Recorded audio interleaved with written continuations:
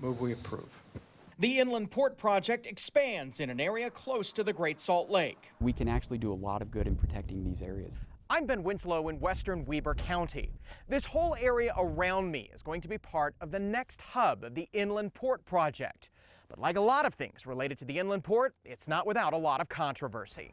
You see an area that is very unique. Farmland and wetlands near the Great Salt Lake are the site for the next Inland Port Project in Weber County. The Utah Inland Port Authority's director showed us the area planned for development.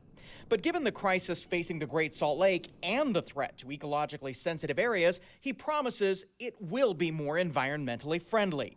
The resources provided by the Great Salt Lake are something that have to be protected. The project area is 9,000 acres near the Great Salt Lake. There's a rail line nearby, and in the future, another highway project will come in.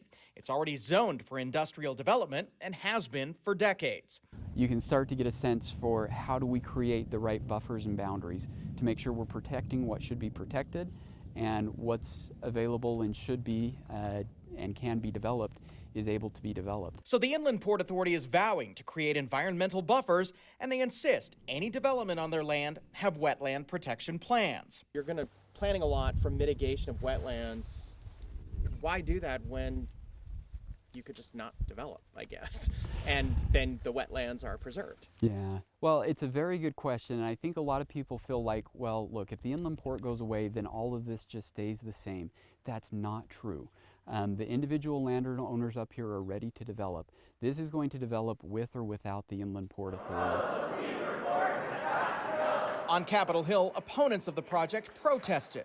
They're skeptical of the Inland Port Authority's promises and argue that the kinds of development planned are too much for such a sensitive area. Rhonda Lauritsen lives nearby. I'm not anti-development. I get that we need some industrial parks, but this is 9,000 acres right next to the Ogden Bay Waterfowl Management Area, and it's sandwiched between Ogden Bay and the Harold Crane Management Area.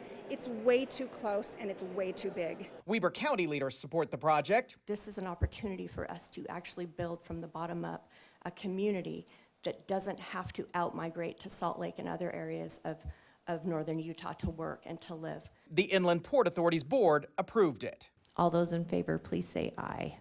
Aye. Aye. And of course, environmental groups have threatened litigation over the Inland Port Project.